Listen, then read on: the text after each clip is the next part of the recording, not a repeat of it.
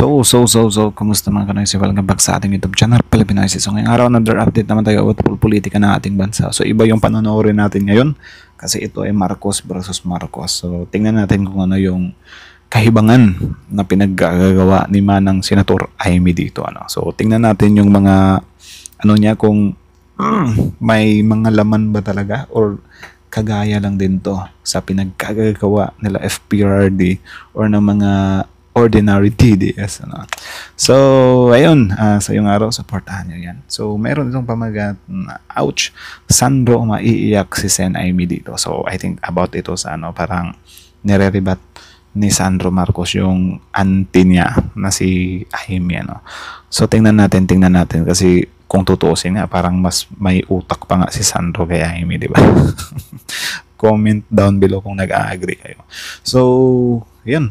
Sa iyong araw, Pilipinas, like, comment, share, subscribe. Start. Pa ang pag-alok ng mag-ina. Nabubulol ka na.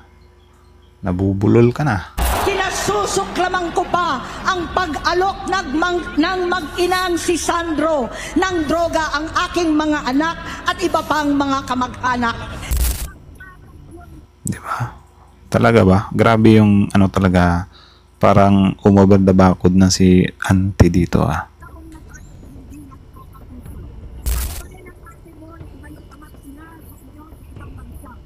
Ayon sa senadora, gustong paingayin ni Congressman Marcos ang usap-usapang hindi anya siya tunay na kapatid ni Pangulong Bongbong Marcos. Gustong paingayin ni Sandro ang usapang hindi ako tunay na kapatid. Isa lamang ang solusyon, magpapa-DNA test ako. Magpapa-hair follicle test ako. Pero para sa akin, yung ginagawa ni Sandro Marcos, hindi naman talaga siya directly. Siguro nadali ka lang ng double meaning. Pero I think yung mas mabigat na statement of Sandro Marcos doon is hindi yan gawain ng tunay na kapatid. Parang nag-i-stick lang talaga yun doon na hindi naman talaga yan gawain ng isang tunay na kapatid. Diba? So, parang ka pala, nalaro ka ni Sandro Marcos dito, anti-Amy, Ano ba yan? Hindi ka umubra sa pamangkin mo, Hindi anya siya tunay na kapatid ni Pangulong Bongbong Marcos. Pero pwede din Sandro naman. Marcos bumanat at dahil dito maiiyak si Senator Amy. Lumabas ang ugaling Marcos at may pasabog na tila hindi tunay na kapatid. Halika atin itong pag-usapan mga kaibigan. Lumabas ang Tsaka kahit kahit kapatid ka naman or hindi talaga ni PBBM, hindi naman na magmamatter yun Kasi kumag ka na talaga ugaling Marcos at bakit mapapayak si Senator Amy sa banat na ito. May narinig ka na bang kwento na masakit pakinggan pero mas ramdam kapag mismong pamilya ang nagbabatuhan? Kasi ngayon, hindi lang politika ang pinag-uusapan, pamilya na. Pero teka, bago ka mag-side agad, mas mabuting intindihin muna ang buong kwento. Dahil sa bawat salitang binitaw ni Sandro Marcos, may nakatagong mensaheng hindi niya direktang sinabi, pero mararamdaman Basahin ko to, hindi ko kasi nakita to For her to betray her own family brings a lot of pain. To me as a consequences of my respect to her giving me my start in public life. Hindi ito asal ng isang tunay na kapatid. Diba? Nadali siya doon. So, tinitake literal ni Senator Amy. Diba? Which is for me naman, tunay or hindi kang kapatid, wala na, hindi na magmamatter yun. Diba? Kasi wala na Kumbaga parang binenta mo na yung yung kaluluwa mo sa mga Duterte. Diba? Yung buhay mo or yung grabing kadayharan mo. Mula pa yan nung bago pa lang yung eleksyon. Alam na namin yan. Kaya nga muntik kang hindi manalo dati kasi nasa side ka nila PBBM. Tapos ang ginagawa mo, pumupunta ka dun sa kabila. Diba? Tapos nung nabalitaan mo na mahina talaga yung boto ng tao sa'yo kasi yun nga, ayaw ng tao ng ganyan na parang sobrang balimbing nga masyado. Diba? Na sobrang diehard ka sa kabila. So ang ginawa mo, wala,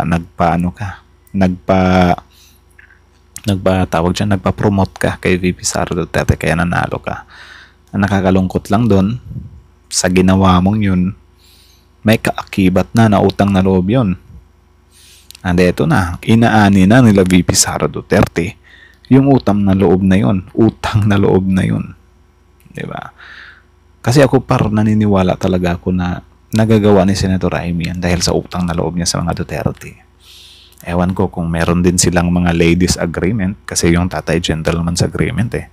Ewan ko kung mayroon silang ladies agreement na parang yun nga, basta soon gagamitin ka namin ito na nga yun. Mag-against ka ba naman sa buong angkan nyo, di ba? Dahil lang dyan sa mga sinusuportahan mo. Do you think normal pa yan? Why would he say that? Kasi noong lumabas ang pahayag ni Senator Amy tungkol sa umano'y drug use nila BBM, First Lady at mismong si Sandro, akala ng marami may mga mag-iingay, magwawala, babanat ng todo si Sandro.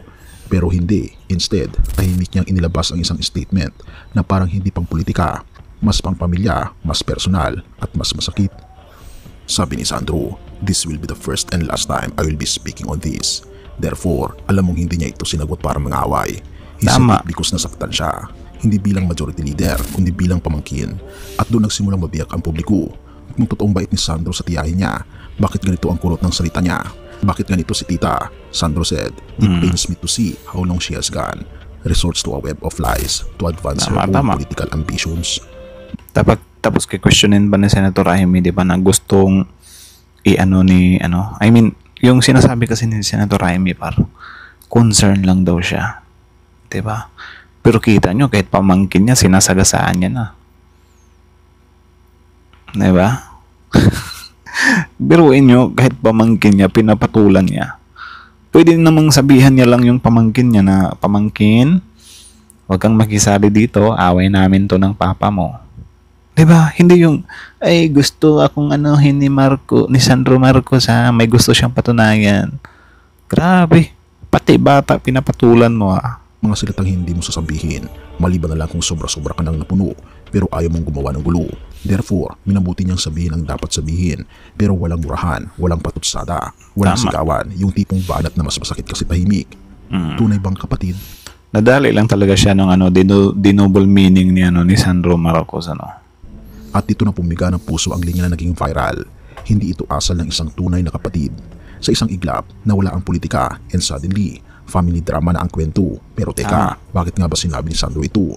The revelation, family rule, broken.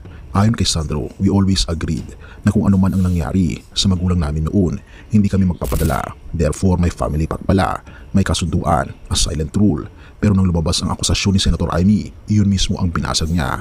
At kung totoo ang sinabi ni Sandro na pati mga anak ni Amy, Borgie, Matthew, Michael, ay makapagtunay na hindi siya gumagamit ng droga, then the question becomes, bakit kailangan pang sa INC rally ibuga ang akusasyon? To this type? Utang na loob kasi. Diba? Utang na loob yan, Utang na loob yan. Kumbaga, example lang to, baka magagalit yung iba dyan, huwag yung literal yan. Kumbaga si Sara Duterte, si Satanas, di ba? Tapos si Amy yung nangangailangan na talaga. Tapos syempre nag-wish si Amy kay Satanas na, "Oy, ito yung kailangan ko, gusto ko manalo," di ba? Kaya yun, pinanalo siya ni Satanas. Di ba? Kasi si Satanas lang naman talaga may kayang magtupad ng kahilingan. Hindi naman yung good ones. Hindi naman si God. Hindi niya kayang tuparin yung mga wish in literal. Si God, makikinig lang siya sa mga prayers mo. Tapos pipiliin niya lang kung ano talaga yung makakabuti sa'yo. Si Satanas kasi, kahit na ikasama mo pa yan, tutuparin ni Satanas yan. Diba? So parang, kayong tumawa dun sa Satanas. Hindi yun literal. Parang binibigyan ko lang kayo ng example ba na parang si Satanas, si BP Sara na yun nga, since nanalo na nga, natupad na yung kahilingan ni Amy, diba? Si Satanas naman ngayon yung kumukuha ng favor kay Amy. So ayan, yan, hiling-hiling pa kasi, i-promote mo ako, panalunin mo ako bahala sa'yo. Tapos ngayon bigla na nag-request na BP Sara, baka pwede mo namang anuhin yung kapatid mo, sabi ka naman ng big time dyan sa rally, pinanalo ka namin, parang ganyan ba? Pero hindi siya literal I think hindi din talaga siya literal kasi hindi naman natin alam. Pero based sa mga natin ba, baka pwedeng ganyan yung nangyari, di ba? Stabilize, ito ang mabigat na paratang ni Sandro, a web of lies aimed of destabilizing this government. Pero wait, kung kapatid mo ang presidente, bakit mo gustong i-destabilize ang gobyerno? Nakaplano ba ito mula umpisa? Therefore, nagtanong ang taong bayan, may mas malalim bang hindi natin alam o simpleng politika lang ito? At dito, Politika lang naman talaga yan, par. Kasi kung hindi about sa politics yan, dapat nung last minute ng election, hindi sana siya nag-switch into Duterte's, di ba? Kayo nagpa-convert kasi. Dapat pangalan na nito, Senator Amy Duterte. Yan na, si Amy Duterte, hindi na Amy Marcos to. Senator Amy Duterte. Dagdag na to sa panganay ni FPRD. mahuhulog sa rabbit hole. Pero teka lang, di pa tapos ang kwento. Sa tono ni Sandro, ramdam ang pagkalito at panghinayang. Hindi galit. For her to betray her own family brings a lot of pain. But the way he said it, parang may bigat sa dibdib. Yung tipong nakita mo yung taong pinakamalapit sa iyo, pero siya rin pala ang unang sumaksak. Therefore, sa mata ng publiko, nagmukhang hindi political feud, kundi isang kapatid na naglabas ng sama ng loob laban sa sariling pamilya. Pero dito lumabas ang ugaling Marcos. Sino ang tunay na naglabas ng ugaling Marcos? Si Sandro ba na napakahinahon? O si Amy na nagbitaw na mabibigat na akusasyon sa harap ng libo-libo? But one thing is clear, hindi ito ang asal na magkakapatid, pero ito ang realidad ng politika. Simple lang, why does this hurt so much? Simple lang, kasi si Sandro, kahit tinamaan ng direkta, kahit siya mismo inakusahan, kahit pamilya nila ang binira, hindi gumanti, hindi sumigaw, hindi nagmura, hindi nagbanggit ng baho ng iba. He just said, panahon ngayon para magtulungan, hindi magpalaganap ng gulo. Therefore, kung iisipin mo, sa lahat ng drama, alitan, sigawan, politika, siya ang nagpakabait. Iiyak si Amy kapag na-realize niya kung gaano kabait si Sandro sa kanya, kahit ganito ang nangyari. Tama. Have mercy, O God. Pero may Ay nako, si Auntie Amy talaga over the bakod na siya. Akala niya siguro sobrang cool niya ewan ko lang kung yan yung pinaniniwalaan niya na parang para sa taong bayan, sasalungatin ko yung buong family ko. Something like that. Di ako naniniwala dun, par. Kasi kung totoong para sa bayan ka lang, dapat mag-stick ka lang sa politics, Hindi mo dadaanin yung personal life ng tao, especially dadamay mo pa yung buong angkan, yung buong family. Di na tama yan Kung gusto mong itama talaga yung politika, doon ka lang mag-stick sa, yun nga, yung sa presidente, kung yun talaga yung paniniwala mo. Di ba? Na kinukurik ko lang, inaano ko lang yung taong bayan. Doon ka mag-stick sa doon ka mag-stick sa presidente lang. Or sino ba yung ibang politician? Si Sandro. Doon lang yung kasi tsaka naman kung iisipin mo nga, hindi ka nga binanatan ng mga yan 'di ba? Sobrang taas talaga ng pasensya ni PBBM dyan kay Amy na yan. Sino bang nakakatandang kapatid? Si Amy ba? I think si Amy kay Manang yung tawag, 'di ba? Yung siya pa yung nakakatandang kapatid, siya pa yung parang dapat i-guide. Tapos ngayon napangaralan pa siya ng pamangkin niya. 'Di ba? Anak ni PBBM si Sandro. Kung totoo talaga na makatao ka talaga, 'di ba? Ikaso yung sinusuportahan mo may bahid din 'Di ba? May some kind abuse of power din May some kind din siya parang above the law, ganun. 'Di ba? Dapat wag kang maging selective. Naniniwala pa siguro ako kung itong si Senator Amy mag-against siya kay Ferdinand Marcos Jr., President. 'Di ba? Kung wala siyang aliado, wala siyang alyansa, hindi siya nakadikit sa mga Duterte. 'Di ba? Okay, wag mong banatan yung mga Duterte. Focus ka lang sa kapatid mo, banatan mo siya kasi concerned ka talaga sa taong bayan. Pero wag kang aanib sa mga Dutertes talaga. Para makita talaga namin kung talagang genuine yun talaga yung gusto mo mangyari, na concern ka lang talaga sa kapatid mo. Pero kung ganyan, dinadaan mo sa INC rally, which is yung INC rally naman yan is parang tawag dyan, hirap sabihin pero parang pro Dutertes. Diba? Kung hindi pro Dutertes yan hindi dapat sana nagsalita sila Marcoleta dyan. Diba? Sino pa yung mga kaalyado ng mga Duterte? Kung talagang yung gusto ng INC for transparency, for peace, anti-corruption or whatsoever, dapat mag-stick lang sila doon. Kasi hindi nila sure na lahat ng pinaakyat nila sa entablado na yan is wala talagang bahid ng korupsyon or ng bahid ng kickbacks. Diba?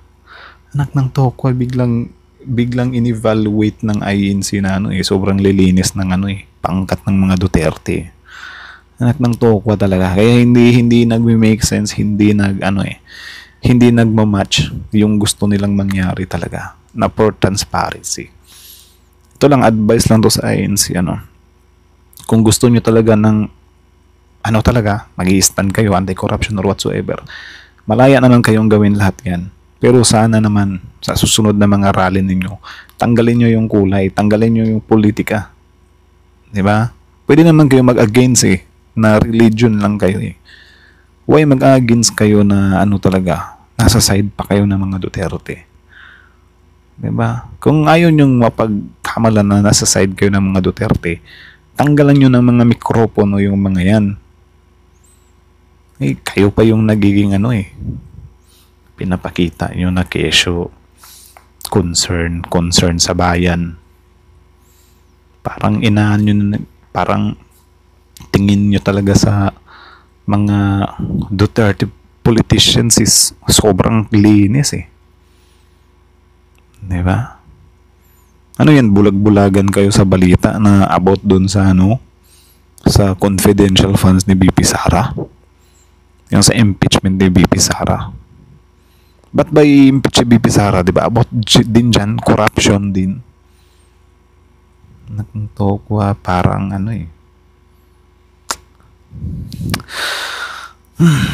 kapag ka si Senator Amy talaga yung pag-uusapan, mas sobrang nakakapang-init talaga siya ng Sorry Lord.